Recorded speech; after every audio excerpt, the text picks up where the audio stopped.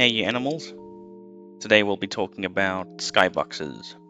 As you can see, I've got a very stunning skybox over here, pretty seamless. You can't tell it's a cube. So I'll show you how to put together a decent skybox. In Easy FPS Editor, you'll see on the right hand side under skybox, you can upload your image and then you can set it as flat, cylinder or cube.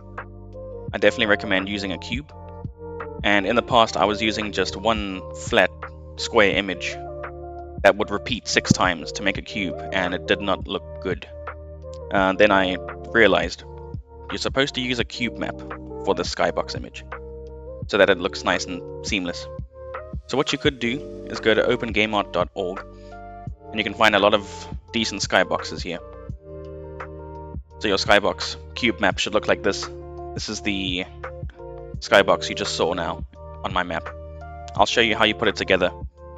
I have quite a few skybox images downloaded here from a long time ago, but they usually come separate like this, in 6 different squares. So we'll work on this one now, this forestry one. You can see it usually comes with back, down, front, left, right, and up. So the first thing is to check how big the image is. It's 1024 by 1024. So you could put all these images together and it'll be quite high quality. Let's assume you want to keep it full size for now. So one image is 1024 by 1024. Now we got to do some math. So yeah, I have a nice reference image here. Skybox mapping template. It's 4 squares on the x-axis and then 3 squares on the y-axis. So if you're good at maths, you'll know what 1024 times 4 is.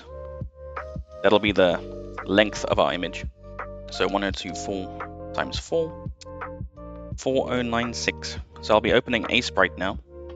New file, and the width. So the width will be 4096. That's the image size times 4. And then the height will be the image size times 3. So 1024 times 3 is 3072. 3072.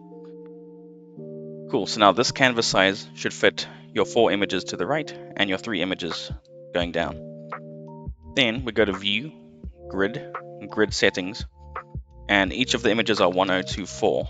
So we'll set the height and width to that. And now you can see the shape that you need. And now we just basically take those images and put them together like a little puzzle. Very easy puzzle. But you might be able to see right now that my PC is not really handling recording and looking at these big images at the same time. So what I'm going to do is downscale these images a little bit. So to do that, we go to Sprite Size, and I'm going to drop the quality by 50. Whoa, by 50. Now the images will be 512 by 512. It doubles as convenient because it'll look kind of more retro for your games, and it'll make my PC stop freaking out since the images are smaller. So let's just drop the image or the sprite size for each of them.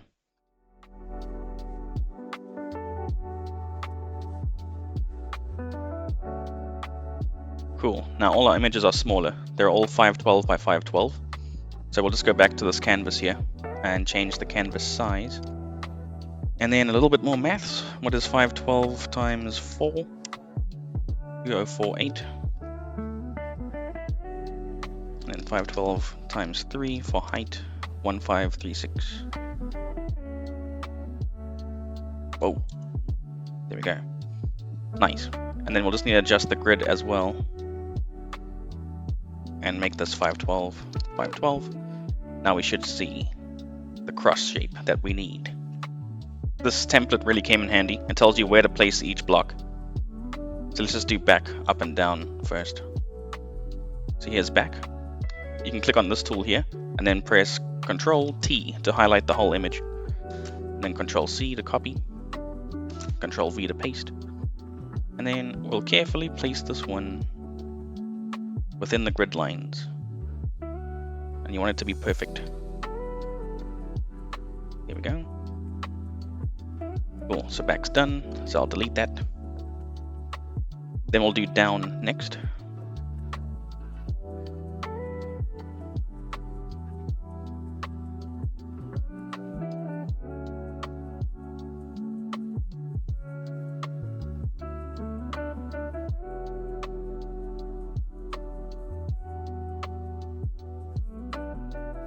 and you'll see that it starts coming together. You can see it matches up nicely if you put them all in the right places. Then you're good. Cool. So we finished our puzzle. Then you can turn the grid off, and you should see it's pretty seamless. There shouldn't be any cracks or anything. Cool, so we've downscaled our images to 512 by 512 and placed them together in a cube map shape.